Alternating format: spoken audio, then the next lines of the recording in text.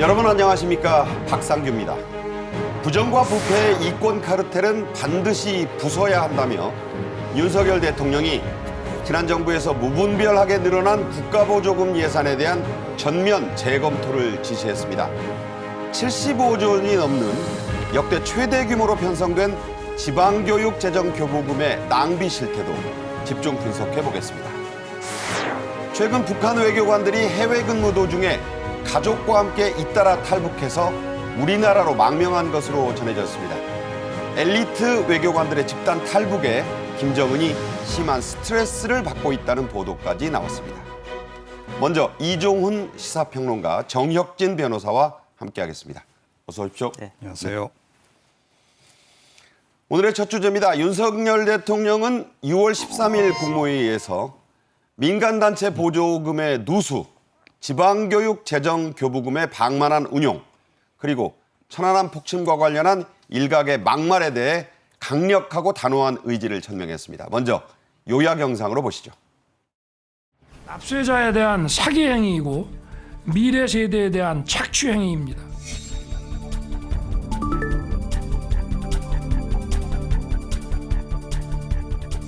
부정과 부패의 이권 카르텔은 반드시 부숴야 합니다.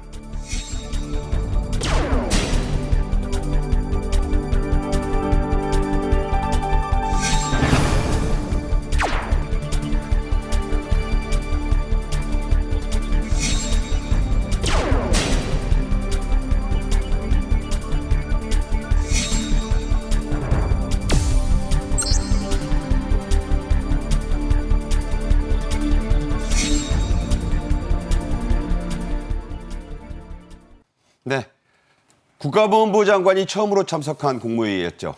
먼저 윤 대통령은 민간단체에 주는 국가보조금에 대한 이른바 송곳 검증을 강조했습니다. 또 보조금 허위 수령 같은 행위도 강력하게 비판했는데요.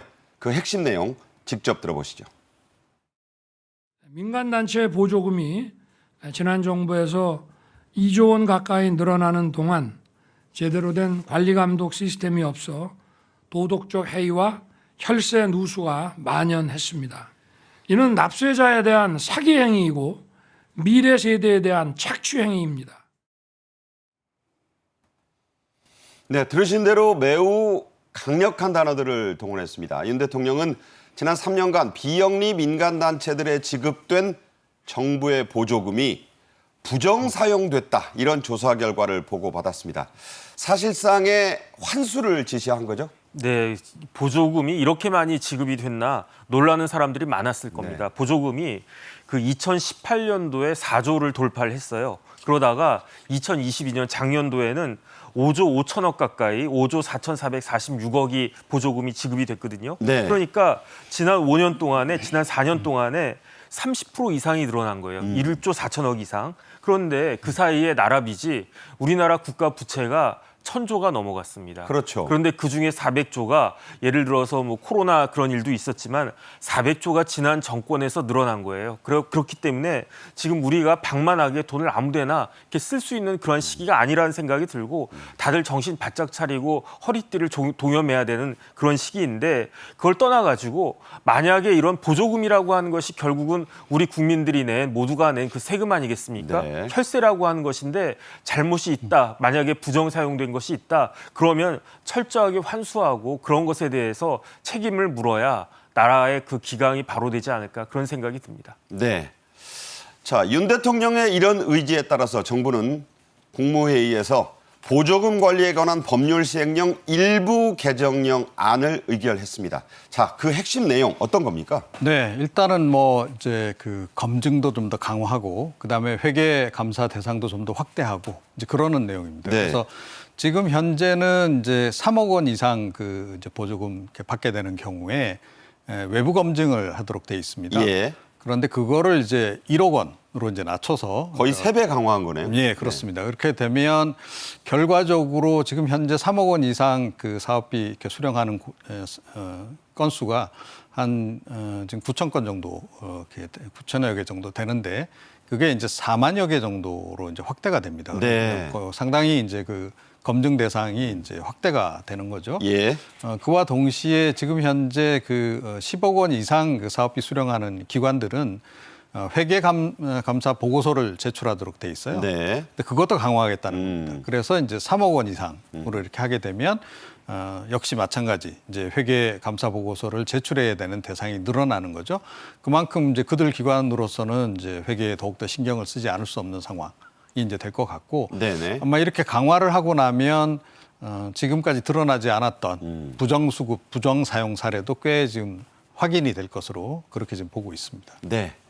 자, 이렇게 대상을 확대하고 회계감사 요건도 좀 더 강화한다 이런 얘기입니다. 실제로 고용과 노동 관련 민간단체들의 경우에 전체의 27%가 지난 3년간 정부 보조금 40억 원을 부정 수령했거나 유용했다. 즉 한마디로 딴 데 썼다는 거잖아요. 그렇죠. 26개 사업에 고용노동 민간단체 1,532군데가 참여를 했는데 그중에 412군데니까 27%, 거의 한 30% 가까운 데가 규정 위반하는 그런 부당행위가 있었다는 거고요. 거기에 총 한 4천억 정도가 지원이 됐는데 네. 그중에서 위반 금액이 40억이고 위반 그 횟수도 400건이 넘는다라고 그렇게 이야기를 한 걸 보니까 그러니까 뭔가 나사가 하나 빠진 것이 아닌가. 구체적으로 살펴보면은 뭐 전형적으로 페이퍼 컴퍼니를 뭐 설립해가지고 돈을 빼낸다든지 네. 아니면 페이백 방식으로 한다든지 이런 식의 그 일들이 벌어지고 있다라고 한 것이니까. 그러니까 주고 돌려받는다는 얘기 아닙니까? 그렇죠. 그러니까 돈 놓고 돈 먹기, 뭐 눈 뜨고 당하는 거 아닌가 이런 생각이 들고요. 과연 도대체 이런 돈이 쓰일 때 어떻게 감독을 했길래 이런 일들이 벌어졌을까? 그 다음에 바늘도둑이 소도둑 된다고요. 처음에 만약에 한두 번 했는데 감시가 느긋하고 뭐 한 100만 원, 200만 원 빼다가 이거 되네? 그러면 그 돈이 자꾸 늘어나는 거예요. 지금 당장 이런 부분들에 대해서 정확하게 그 정산을 하고 잘라야지 더 큰 일들이 벌어지지 않을 수 있을 거 아닌가 생각이 됩니다. 네. 처음에는 1, 200 하다가 이게 되니까 액수가 커졌다 이런 지적입니다. 윤 대통령은 이 국고 보조금 못지않게 매우 심각하게 낭비돼 온 거액의 지방교육재정교부금도 대표적인 예산 남용의 사례로 지적을 했습니다. 이 교부금을 부당 집행했거나 또 부적정하게 관리한 사례들이 많이 나왔다죠? 예, 그렇습니다. 그래서 뭐 진보 정권이 대체로 이제 강조하는 게 남북한 관계라든가 그 태양광 비롯한 이제 그런 쪽 아니겠습니까? 그런데 남북 교육 교류 협력 기금 같은 경우에 이제 원래 이제 대북 사업을 이제 하도록 이렇게 이제 돼 있습니다만 북한에 대해서 뭐 의료 지원이라든가 이런 쪽으로 이걸 이제 식량 지원이라든가 이런 쪽으로 이제 활용한 사례들이 이제 포착이 됐고요. 그다음에 이제 태양광 발전 사업 같은 경우에는 최근에 보면 학교 옥상에 이제 태양광 설치를 굉장히 많이 합니다. 그렇죠. 그런데 설치만 해놓고 이제 관리를 제대로 안 하는 모니터링 시스템도 제대로 안 갖춰놓는 세 번째가 아주 놀랍네요. 네, 그런 것도 있고요. 그다음에 이제 그린 스마트 미래학교 사업 같은 경우에는 이게 문재인 정권에서 굉장히 역점 사업으로 추진했던 그런 내용입니다. 이것도 역시 마찬가지 이제 뭐 에너지 절감이라든가 이런 쪽으로 이제 사업이 원래 이제 기획이 됐던 건데 실제로는 뭐 교직원들이 뮤지컬을 관람한다든지 또 뭐 바리스타 자격증을 딴다든지. 그러니까 그거 따느라고 연수비로 썼다. 네, 그런데다가 심지어 이 야간에 뭐 치킨을 시켜 먹는다. 야식 메뉴인 치킨을 또 시켜 먹었다 이런 네, 얘기잖아요. 그러니까 이런 어이없는 경우까지 이제 이번에 이제 포착이 이제 된 겁니다. 그리고 이제 뭐 관사 신축이라든가 이런 건설하는 과정에서도 원래는 이제 이런 교육 시설 같은 경우에는 다 이게 부가세 면세 대상입니다. 그럼에도 네네. 부가세를 오히려 더 쳐줘서 지금 과다 지급을 하는 이제 그런 사례까지 이제 발견이 된 거죠. 네. 자, 이렇게 줄줄 샜다는 얘기가 되겠죠. 출산율 감소로 실제 학생 수는 계속 줄고 있지 않습니까? 그런데 올해 지방교육재정 교부금 오히려 무려 75조 원이 넘게 그야말로 역대 최대 규모로 편성이 됐어요. 그러니까 이제 학생 수들은 급감하고 있어요. 그렇기 때문에 정말로 이제 지방에 가면은 그 초중고생이 몇 명 되지 않는 경우도 많이 있거든요. 그런데 지방재정교부금은 어떻게 됐느냐? 2020년에 53조였어요. 21년에는 59조가 됐단 말이에요. 6조가 늘었어요. 그러다가 2022년 작년에는 60조를 넘어가가지고 65조가 됐는데 또 6조가 늘어났어요. 네. 그런데 올해 예산은 무려 75조예요. 6조씩 늘어나는 것도 뭐 이렇게 돈이 많이 늘어나 오히려 줄어들어야 되는 거 아니냐 이런 생각을 하는데 작년에 비해서 올해는 무려 10조가 더 늘어난 거예요. 75조.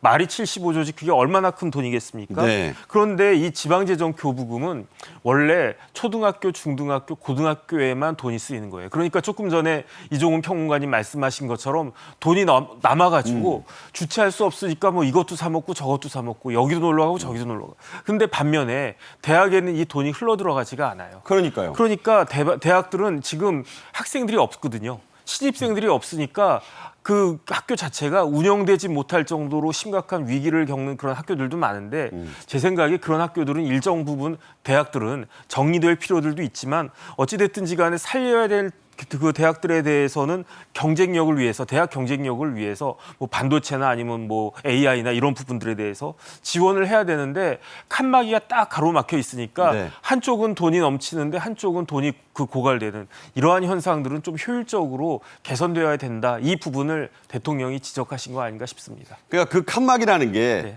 지방교육재정교부금은 시도교육청이 받아서 막 75조 원 넘게 배정받고 뭐 195조 원이 쌓여있다 이런 말이 나오니까 초중고에는 인구가 줄어서 학생 수 주는데 많이 쓰게 되고 네.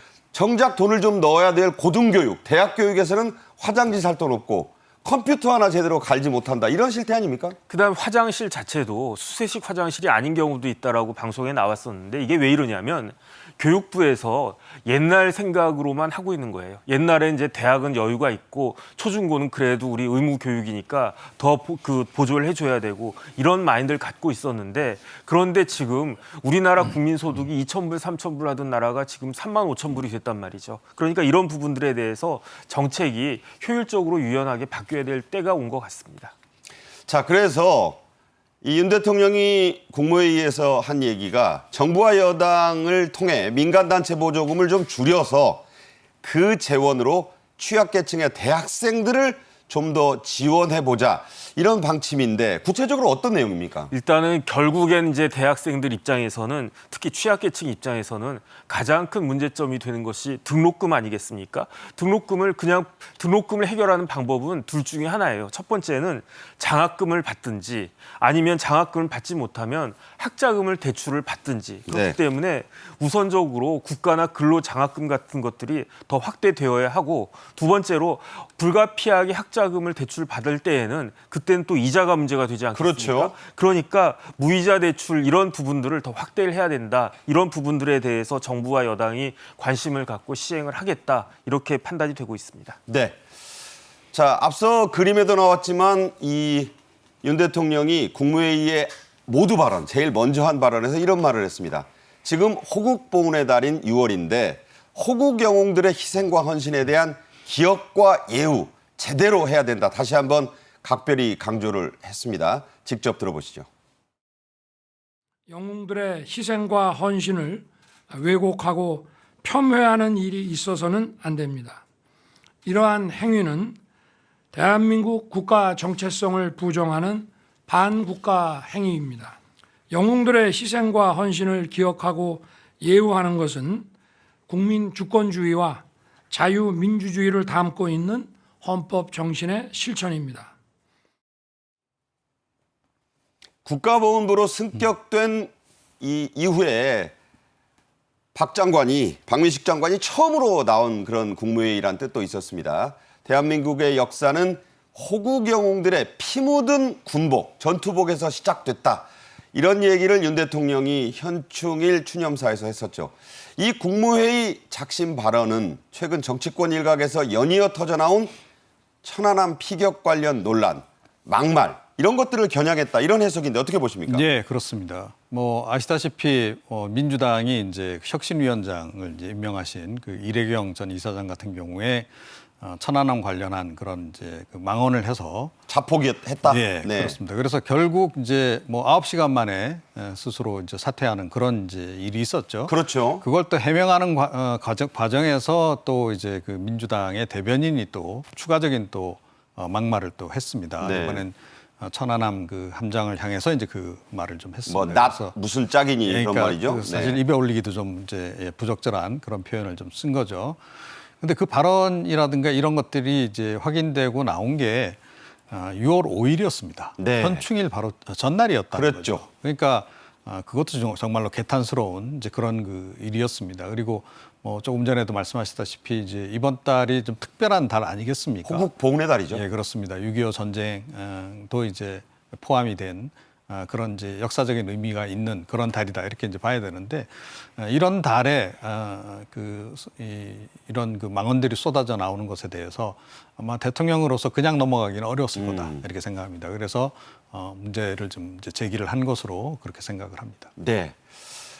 윤 대통령을 비롯한 국무위원 전원 이날 태극기 배지를 가슴에 모두 달았습니다. 자, 어떤 의미를 담으려고 했을까요? 올해가 2023년이에요. 그 6.25 종전, 뭐 휴전이죠. 휴전된 게 1953년이에요. 그렇죠. 이제 딱 70년이 된 거죠. 그런데 그 사이에 6.25 때 전사하시거나 아니면 실종되신 분이 합치면 12만 1,879명이라는 거예요. 네. 대통령 입장에서는 이분들을 가족들 품에 다시 돌려보내드려야 된다라는 생각일 텐데 그게 현실적으로 가능하겠습니까? 네. 불가능한 일이죠. 그런데 그 대통령의 말씀은 어떤 의미냐면은 이분들을 잊어서는 안 되겠다. 잊지 않겠다. 그다음에 다시는 이 땅에 이런 일들이 이런 처참한 일들이 벌어져서는 안 되겠다. 이런 일들을 대통령 이하 국무위원들이 저 배지를 달면서 다시 한번 마음에 새기겠다. 그런 그 의미로 저는 생각이 됩니다. 네. 박민식 국가보훈부 장관은 월남전, 베트남전 참전 용사의 아들이기도 하죠. 자, 윤 대통령은 이 국무회의에서 2030 부산 세계박람회 유치를 위해서 프랑스 국제박람회기구 총회 파리에서 열립니다. 직접 참석할 예정이라는 그 일정을 밝혔습니다. 재계 총수들 또 의원들이 대거 동행을 한다는데 이 테니스치다 다리 다친 SK 최태원 회장도 간다면서요? 네, 그렇습니다. 이제 그만큼 이제 중요하다 이렇게 좀 생각을 하는 겁니다. 그러니까 우리가 이제 그 뭐 차세대 우리 먹거리 확보 차원에서도 이 부산 엑스포 유치는 반드시 필요하다. 뭐 이런 얘기를 많이 하지 않습니까? 그리고 뭐 윤석열 대통령도 집권 이후에 계속 세일즈 외교 강조를 해온 바가 있습니다. 특히 이제 이 부산 엑스포 유치에 굉장히 좀 공을 좀 많이 들이고 있는 그런 그 상황인데 이번에 프랑스에서 열리는 국제 박람회 기구 총회가 네. 굉장히 중요합니다. 예. 마지막 프레젠테이션을 지금 하는 그런 자리거든요. 그리고 최종 결정은 이제 11월 달에 이제 그렇죠. 합니다만 그래서 사실은 이제 어떻게 보면 그 이제 총회 그 회원 국가들한테 좀 역점적으로 로비를 펼칠 수 있는 가장 좋은 이제 장이 지금 열리는 네. 이제 그런 상황입니다. 그렇기 때문에 이제 참석을 하시는 거고요. 당연히 이제 그런 중요한 자리이기 때문에 재계 총수들도 지금 다 함께 지금 사실 이번 엑스포 유치를 위해서 관만 뛰는 게 아니고 민도 지금 굉장히 열심히 뛰고 있지 않습니까? 그렇죠. 그런 맥락에서 이제 함께 동참하는 것으로 그렇게 이제 봐야 할 것 같습니다. 지금 사우디하고 우리가 지금 강력하게 지금 이 라이벌전을 벌이고 예, 있는데 그렇습니다. 이 보통은 어느 나라 지지한다 밝히는 법인데 절반 정도 그 이상은 아직 입장을 안 밝혔다고 해요. 그만큼 뭔가 가능성이 지금 남아 있다는 거죠. 네, 그렇습니다. 이제 사실은 우리가 유치 전에 뛰어들 초기만 해도 굉장히 압도적으로 불리한 그런 불리했죠. 그 상황이었습니다. 그런데 이제 조금씩 계속 이제 우리가 인지도를 높여서 지금 이제 말씀하신 것처럼 한 절반 이상 잘하면 그들의 마음을 사로잡을 수 있다면 이거를 막판 뒤집게 하는 게 가능하다. 이런 판단이 좀 이제 들은 것 같아요. 그래서 지금 이제 막판까지 총력전을 이제 펼치는 그런 과정이다 이렇게 보시면 될 것 같습니다. 그래서 윤 대통령도 뭐 직접 날아가서 예, 그렇습니다. 이 마지막 프레젠테이션에 힘을 쏟겠다 이런 얘기가 아니겠습니까? 그렇죠. 거기 이제 뭐 그 회원국의 주요 인사들 당연히 이제 오기 때문에 예, 예. 그리고 이제 최종적으로 투표를 해서 결정할 분들이 오기 때문에 그분들을 직접 설득하겠다. 이제 그런 의미를 네. 갖는 거죠. 네. 자, 여기서 또 흥미로운 뉴스가 있습니다. 이 파리 유치전에서 여러 명이 이제 PT 프레젠테이션을 하는데 강남 스타일로 세계를 들었다 놨다 했던 가수 싸이 이분 본명이 박재상입니다. 프레젠테이션 주자로 나선다고요? 이제 파리에 가가지고 이제 K-팝의 대표 주자 중에 한 명이니까 옛날에는요 엑스포가 과거의 그 산업화 시대에는 뭐 자동차, 기계, 뭐 배 이런 거 전시하는 거였잖아요. 네. 근데 이제는 문화 시대가 됐단 말이죠. 그러니까 K-컬처를 대표하는 한류 스타가 나와서 프레젠테이션을 하는 것이 많은 도움이 되지 않을까 그렇게 기대를 하는 것 같고요. 네네. 저는 이런 걸 보면서 다른 걸 다 떠나가지고 옛날에 이제 백범 일지를 읽었을 때 백범 김구 선생이 뭐라고 말씀하셨냐면 우리나라가 돈만 힘세고 그런 나라보다 문화 국가가 되기를 정말로 소원한다. 오로지 소망하는 것은 문화 강국이 되는 것이다. 맞습니다. 해방 직후에 이제 우리나라가 다른 나라 침략하고 뭐 돈 많다고 뽐내고 그런 나라가 아니고 수준 높고 교양이 있는 그런 문화 국가가 되기를 원하셨는데 그런데 지금 이제 어느 정도는 그 소원이 이루어진 것 같고 70년 정도 지난 한 7, 80년 지나지 않았습니까? 그때 이제 김구 선생이 다시 하늘에서 보면은 굉장히 뿌듯해 하시겠다. 그런 생각이 들었습니다. 네, 지금 BTS 10주년이라고 전 세계에서 몰려온 아미라 그러죠. 아미들이 지금 난리가 났습니다. 서울이 관광 명소, 세계의 관광 명소가 된 것. 백범이 지하에서 보시면 하늘에서도 기뻐하실 그런 상황이 아닌가 싶습니다. 다음 주제로 넘어가죠. 일본의 NHK 방송이 라파엘 그로시 IAEA, 즉 국제원자력기구 사무총장이 7월 초에 일본을 방문할 예정이라고 보도했습니다. 자, 기시다 일본 총리와 회담을 하는데 후쿠시마 오염수 방류 시기를 이 회담을 하고 나서 최종 판단한다. 이런 얘기가 나와요. 예, 그렇습니다. 사실은 뭐 이제 그 일본 정부 같은 경우에는 최근 이제 보도를 통해서도 우리가 확인했듯이 지금 방류를 위한 이제 실무적인 준비 거의 지금 착착 진행을 하고 있는 상태입니다. 뭐 시설을 이제 시험 가동을 해본다든지 이제 그런 정도까지 지금 이제 진행이 돼 있는 상태고 네. 마지막으로 이제 어찌됐건 IAEA 쪽에서의 검증 결과, 평가 결과가 최종적으로 나와야 네. 그래야 이제 이게 가능한 거 아니겠습니까? 네네. 그래서 뭐 대략 이제 뭐 결국은 허용할 것이다라는 설이 이제 지배적이긴 하지만 네. 어찌됐건 이제 이 마지막 절차를 이제 밟아 나가는 그런 과정이다 이렇게 이제 보면 될 것 같습니다. 자, 이 국제원자력기구 사무총장이 결국은 최종 결정권을 쥐었지만 기시다 총리와 만난다는 것 자체가 이제 최종 판단을 거의 다 했다 이렇게도 볼 수 있는 거 아닌가요? 그렇죠. 이 오염수 방류한 것에 대한 최종적인 결정권은 결국은 일본한테 있는 거 아니겠습니까? 기시다 총리가 결정을 할 거예요.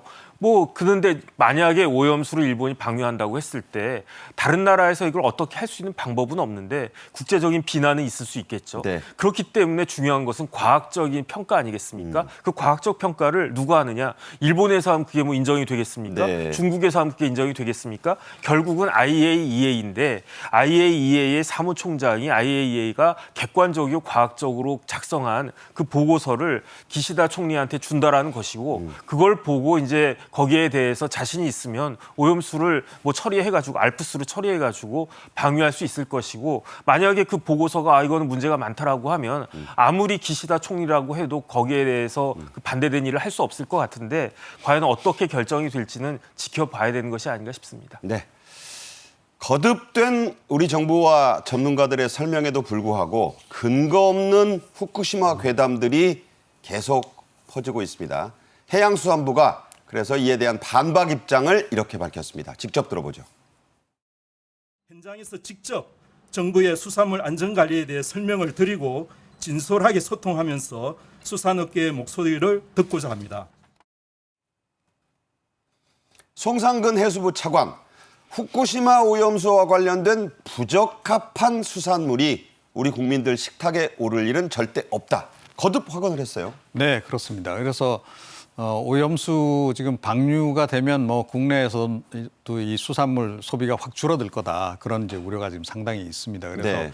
뭐 어민들도 그렇고 지금 장사하시는 분들도 그렇고 굉장히 좀 긴장을 좀 많이 하고 있는 그런 그 상황입니다. 그래서 네. 국민 안심을 좀 시켜줘야 될 필요성도 좀 있는 거예요. 그래서 가짜 뉴스가 아니고 과학적 근거에 의해서 이제 국민들이 이 상황을 잘 이해하도록 그렇게 좀 해야 됩니다. 그래서 해양수산부 차원에서도 기존에 이제 이 수산물 안전관리과가 이제 있습니다만 그걸 좀 확대 개편해서 국민 안심 상황 관리반으로 이제 만들고 네. 이 반을 중심으로 해서 전국을 다니면서 일단 설명회를 좀 개최를 할 것으로 그렇게 좀 알려져 있습니다. 그리고 네. 우리나라 같은 경우에 이미 이제 그 해외 그 수입 수산물 같은 경우에 이력 추적을 하는 제도가 좀 있지 않습니까? 이력 그래서, 추적. 네. 네. 그래서 처음 이제 생산 단계에서부터 최종 이제 그 소매 단계까지 그러니까 다 히스토리를 쭉 그렇죠. 추적한다는 거잖아요. 네, 그렇습니다. 이제 그와 더불어서 이 수산물 원산지 표시를 또 속이는 경우가 있을 수 있기 때문에 그렇죠.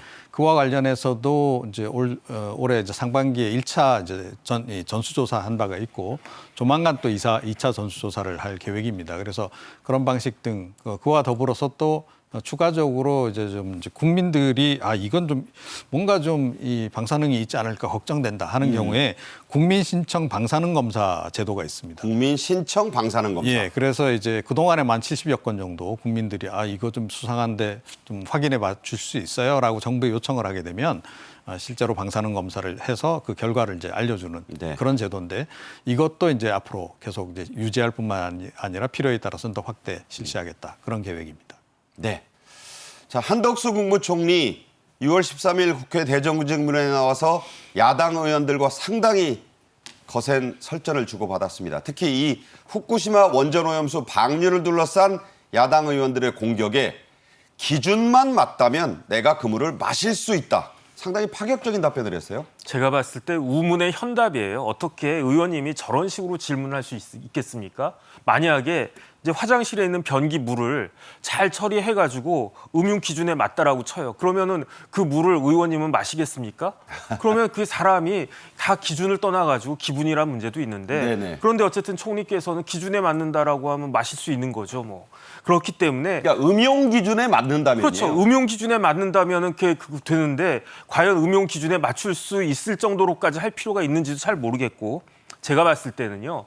오염 처리수 자체는 문제가 안 될 거예요. 왜냐하면 태평양 쪽에 있잖아요. 조류를 갖다 보면 태평양을 한 바퀴 돈 다음에 우리나라 뭐 동해로 들어오든 아니면 서해로 들어오든 빨라야 4년, 5년까지 걸린다. 그러니까요. 그러니까 뭐 중국 쪽에서 나온 것보다 훨씬 더 안전할 수 있다. 문제가 안 될 수 있다. 그런 이야기가 나오는데 오히려 문제가 되는 거는 수산물이 문제가 될 수 있지 않겠습니까? 네네. 수산물이 과연 우리가 먹을 수 있을 만큼 문제가 있는지 없는지 이 부분에 포커스를 맞춰가지고 정부에서 잘 대응하십시오. 의원님들이 야당 의원이라고 하더라도 그렇게 말씀을 하셔야 국민들이 공감을 할 텐데 무조건 뭐 저런 식으로 뭐 마실 수 있냐 없냐 이렇게 이야기하는 것은 좀 너무나 진부한 그러한 질문이 아닌가 싶습니다. 네.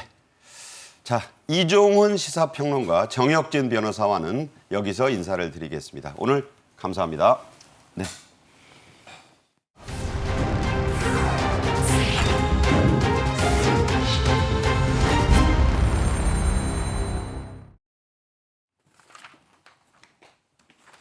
지난주 러시아 주재 북한 외교관 가족이 실종됐습니다. 이 실종 가족이 현지에서 북한 식당을 운영했던 것으로 드러났는데요. 태영호 의원도 깜짝 놀랐다는 엘리트 북한 외교관 그리고 무역 일꾼들의 이딴 탈북에 김정은이 요즘 심한 스트레스를 받고 있다는 보도까지 나왔습니다. 먼저 영상으로 보겠습니다.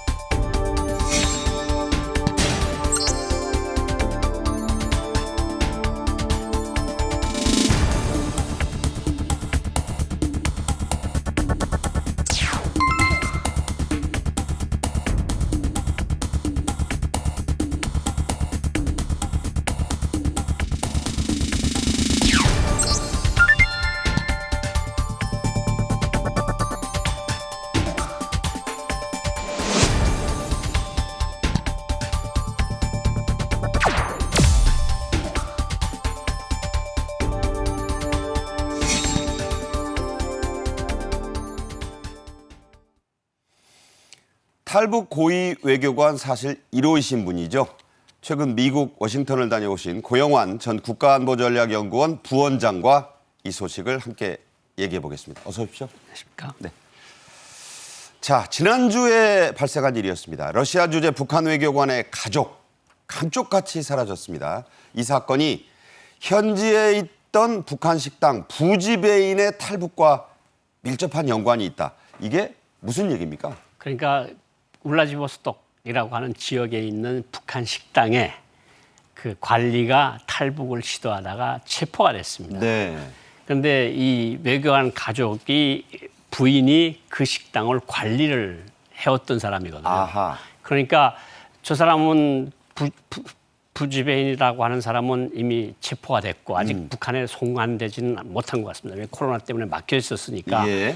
그런데 이제 그 저렇게 지금 나오는 것처럼 러시아 그 당국에서 수배 전단을 저걸 뭐 이제 찾는다는 소리인데 결국은 우리로 말하면 수배 전단이거든요. 그렇네요. 예, 그것을 뭐 이런 여성과 이런 15살 난 아이가 지금 이렇게 사라졌으니 이 사람을 찾는 사람에게 뭐 무엇을 해주겠다 이런 식의 수배 전단이 나온 거예요. 근데 이 사람들이 결국은 왜 나왔냐고 생각을 좀 해보니까 이 사람들 자체도 약간 연금 상태로 이게 완전한 연금이면 못 나갔겠는데 네네. 그러니까 외출을 시키지 않고 어디 나갈 때마다 꼭 보고를 해야 되고 이렇게 삼엄하게 통제를 하고 있었는데 어느 틈을 타서 네. 아들을 데리고 15살 난 아들을 데리고 택시를 타고 나와서 그 부인이 참 용감하기도 해요. 저도 떠날 때 북한 대사관 떠날 때 굉장히 가슴이 막 후두둑 다리가 그러셨겠죠. 떨리던데 네. 여성이 참 용감한 것 같고 그러니까 뭐 여러 가지 원인들이 있겠지만 어쨌든 가장 기본적인 트리거가 된 것은 자기가 관리하던 식당의 부지배인이 탈북과 직접적인 연관이 있는 것 같습니다. 네. 자, 그게 방아쇠가 됐다는 이런 말씀이에요. 지금 말씀하신 대로 남편 대신 운영을 하던 현지 식당 이름이 고려관이라고 하는데요. 여기서 연쇄적 탈북 망명이 이루어질 것 같자 북한 요원들이 이 가족을 말씀하신 대로 사실상 연금을 시켰는데 그걸 뚫고 천신만고 끝에 나왔다 이런 얘기예요. 그 큰 대사관들에 가보면요. 북한 대사관들에 연금하는 감옥이 있습니다. 그러니까 어디에서 잡아오는 사람이나 다른 나라에서 뭔가 잘못을 저질러서 국가보위부가 잡아와서 이제 비행기 시간을 기다리면서 잡아가두는 감옥이 있거든요. 임시 감옥이 있다. 임시 감옥이 있죠. 거기 네. 이제 철창이랑 다 쳤는데 아마 그 정도까지는 거기 들어가면 못 나오거든요. 네네. 거기 들어가면 못 나오는데 그 정도까지는 아니고 일정한 방에다 놓고 이제 외출을 금지시키고 나가지 못하게 하고 사람 화장실도 접촉을 같이 따라다니고 이랬는데 어쨌든 무슨 기발한 안을 냈을 것 같아요. 그래서 우리가 잠깐 나갔다 오겠다고 했는지 꾀를 냈는지 아니면 그 감시하는 사람들이 졸았든가 자리를 비웠든가 하는 사이에 데리고 나왔다고 저는 그렇게 보여줘요. 제 경험에 비춰보면 그렇거든요. 그러니까 나중에 알려지겠지만 정말 드라마 같은 그런 상황이 있었다는 얘기입니다. 그렇죠. 네. 자, 그런데 이 부인 15살 난 아들이 북으로 끌려가면 처형될까 봐 탈출을 감행했다. 충분히 개연성이 있는 얘기인데 그런 소리도 나와요. 뭐 어떤 소리까지 있는가 하면 그 부인의 남편이 3년 전에 무슨 사건으로 들어갔는데 코로나 때문에 못 나고 있었다고 해요. 북한에 갔다가 네. 모든 걸 다 중지시켰으니까 그러니까 남편은 행방이 불명이지. 그리고 자기가 주관하던 식당에서 부지배인이 탈출하다 잡혔지. 그렇죠. 그러니까 이건 들어가면 틀림없이 처벌이 될 거고 우리 아들은 그러면 어떻게 될 거냐. 근데 생사가 사실 딸하고 아들에 대한 처벌이 다릅니다. 아들에 대한 처벌이 조금 더 가혹해요. 아들은 그냥 뭐 죽일 수도 있습니까? 그 수용소 거의 그냥 뭐 최소한 수용소는 가는 거거든요. 그러니까 이 아이의 미래를 위해서 엄마가 뭐 어떻게 보면 좀 비정하다고 할 수도 있지만 그 상황이 그런데 남편하고 헤어져서 아들을 살리기 위해서 목숨을 걸고 탈출했는데 아직까지도 안전한 장소에 도착했는지는 아직 알려지진 않고 있습니다. 네, 참 그런 절박한 상황이군요.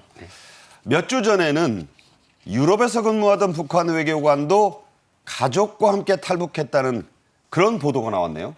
그거는 뭐 정부 관계자들 이야기에 의하면 거의 그 탈출에 성공을 해서 안전한 장소에 이분은 가 있는 것 같고 유럽의 어느 한 대사관에서 참사관급이면 중간 간부로서 꽤 높은 간부거든요. 우리나라로 치면은 3, 4급 공무원에 해당되는. 그렇죠. 네. 예, 뭐 3, 4급 공무원에 해당되는 그런 사람인데 가족까지 데리고 탈북을 해서 안전한 장소에 우리 정부가 지금 관리를 하고 있는 그런 정도로 보이고 있습니다. 네. 자, 그런 사례가 있고요. 과거에도 이 북한 외교관들이 탈북한 사례 중에 대표적인 세 분이 있죠. 물론 우리 고영환 부원장도 해당이 되십니다만 어떤 고위 외교관들 언제 탈북을 한 건가요? 그러니까 뭐 태영호 의원이 이제 아무래도 런던에서 런던 공사였고요. 지금 국회의원 하고 계시니까 그리고 이탈리아 주재 대사관을 하던 뭐 저 후배입니다. 저 아버지하고 같이 일을 했던 사람이거든요. 네, 2018년에는 조성길 씨 유명하죠. 조성길 씨, 예, 조성길 씨가 왔는데 조성길 씨 아버지가 국장할 때 제가 과장을 했습니다. 아, 그러시군요. 예, 그런 인연이 그러니까 뭐 있고, 조카뻘 되신다고. 예, 하고, 거의 그렇죠. 그리고 유현우 쿠웨이트 대사 대리도 2019년도에 왔고, 요게 이제 최근에 온 사람들이고 그 전에는 뭐 제가 왔고 또 잠비아에 있던 서기관도 왔고 FAO 저 UN 식량농업기구에서 있던 외교관들이 왔고 그래서 지금 외교관들이 한 우리나라에 들어온 것만 한 20여 명. 오, 맞네요. 그러니까 어느 나라 역사에 한 나라 외교관이 이렇게 20명씩 탈출한 거 없고 미국, 유럽 간 사람들 빼고 20여 명입니다. 전대미문이죠. 전대미문이 사건이 일어나는 거죠. 예. 말씀하신 대로 런던에 주재한 북한 대사관의 공사로 일하다가 탈북한 태영호 국민의힘 의원은 요즘 서울에서 평양에서 온 무역 일꾼 후배들을 만나서 네가 여기 어떻게 왔냐 이렇게 깜짝 놀랐다는 이야기를 저 SNS에 남겼어요. 저분들은 제가 알건대는 코로나가 심화되던 그때 시기에 그러니까 아주 가까운 시일 내에 온 건데 이 태영호 예. 공사가 자, 만나서 한번 보겠습니다. 최근 평양에 있는 줄만 알았던 후배들이 그새 한국으로 탈북하여 서울에서 불쑥 내 앞에 나타날 때마다 깜짝 놀라고는 한다. 자, 태영호 의원 그래요. 아니 네가 어떻게 서울에? 그러니까 그 같은 외교부 사람은 아니고요. 네. 무역 대표부에 있던 아마 태영호 의원하고는 아마 그 학교나 유학 생활에서 후배였던 것 같아요. 뭐 평양 뭐 외국인 대학 외국어 후배라든가. 학원, 네, 외국어 대학. 대학이든가 그런 후배인 것 같은데 뭐 저도 저분들을 만나봤는데 어쨌든 상당히 높은 직위에 있던 분들이에요. 그러니까 네. 대표부 책임자급들이 온 거거든요. 그냥 뭐 이 실무진이 아니에요. 실무진이 아니고 그러니까 적어도 공사급 이상의 사람들이 몇 명이 온 거예요. 그러니까 고 부원장께서도 본분들이다. 그렇죠. 일부는? 제가 네. 최근에 온 분들을 제가 만나서 이야기를 네. 나눴는데 저도 그 어려운 상황 속에서 어떻게 코로나 상황에서 빠져나왔냐 그랬더니 다 뭐 나오는 길이 있지 않겠습니까? 뭐 그건 또 중요한 휴민트 아니겠습니까? 그렇죠. 예. 네. 자, 그런 상황이군요. 윤석열 대통령은 문재인 정부 때 중단이 됐었던 고위 탈북 인사들의 기용을 다시 시작했습니다. 자, 어디에 어떻게 재기용을 하고 있나요?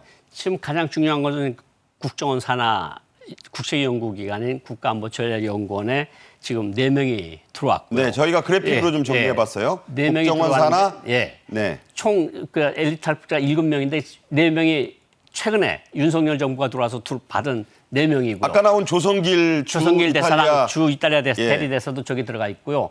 그리고 지금 뭐 저도 그 성원이긴 한데 통일부 산하에 통일미래기획위원회에 5개 분과위원회가 있는데 5개 분과위원회 매 분과위원회에 탈북민 1명씩 참가를 하고 있습니다. 네. 그리고 이제 뭐 여기에 이제 통일부의 그 통일교육원에 들어가 있는 통일부 산하 북한 인권증진위원회에 3명, 3명. 통일부 정책자문위원회에 2명, 국립통일교육원에 역시 2명. 그러니까 16명 정도가 지금 새롭게 들어갔는데 네네. 제가 여기 설명을 잠깐 드리면 네네.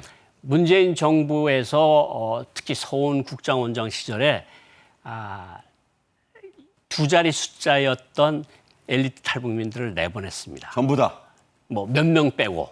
거의 내보냈다. 네, 거의 내보내고 그 자리에 뭐 자기 측 사람들을 꼽아 놓고요.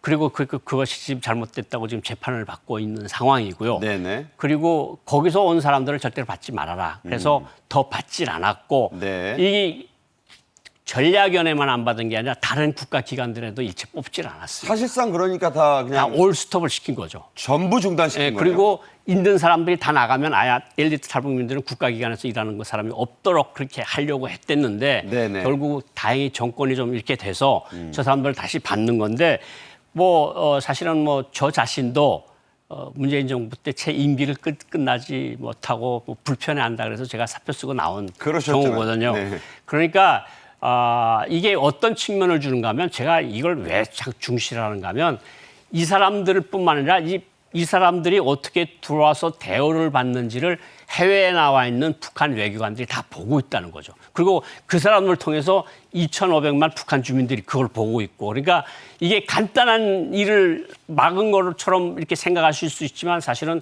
동족 앞에 큰 죄를 저지른 그런 행위였다고 볼 수 있습니다. 네.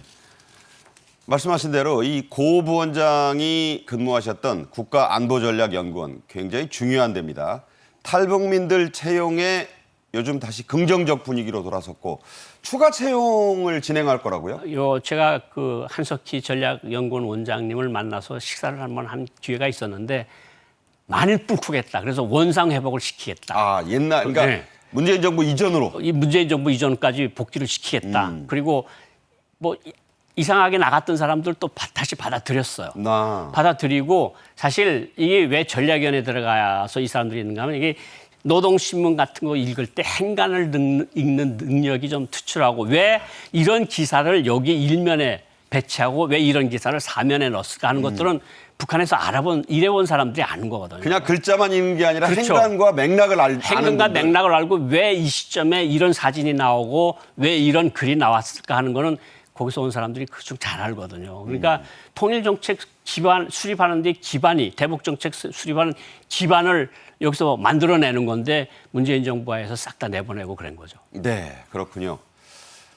지난 문재인 정부에서 탈북민 채용을 중단했던 이유, 이렇게 전면적이다시피 중단했던 이유, 역시 남북 평화 무드, 남북 간의 그 평화를 정착시키겠다는 그런 그 정책 구호 때문이었나요?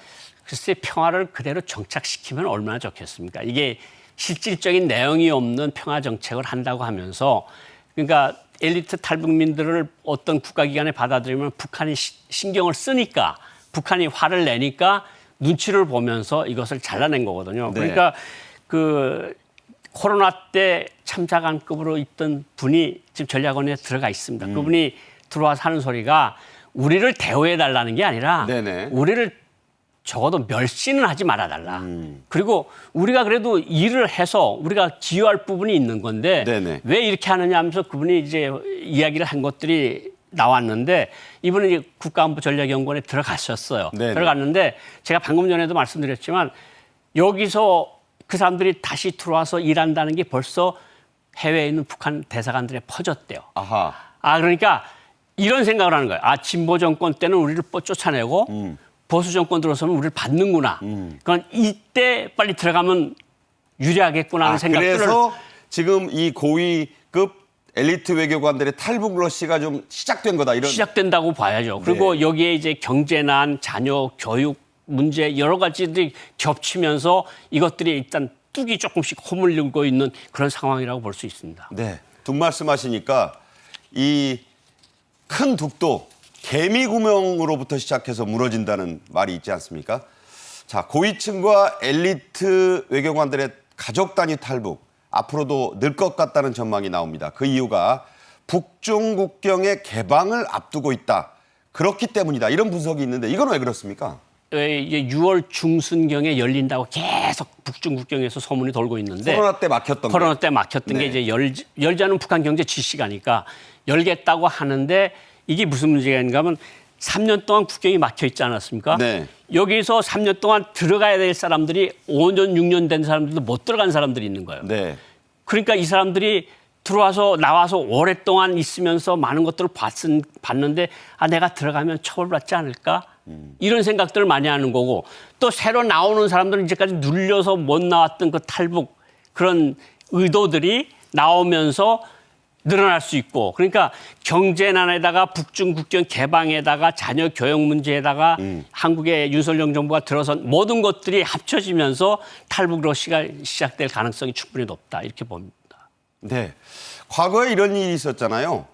하다 보위부까지 튄다. 이게 김정은이 탈북 초기에 푸념처럼 한 그 유명한 말인데 이게 이제 한동안 멈췄다가 지금 다시 그런 러시가 시작된다는 그런 얘기가 있습니다. 그래서 이 때문에 김정은이 매우 심한 스트레스를 받아서 이 건강을 돌보는 북한 당국자들이 전전긍긍한다. 이 건강 문제가 북한에서 매우 중요한 거 아닙니까? 최고 지도자? 최고 지도자 이제 공강 최고 지도자가 없으면 북한도 없으니까요.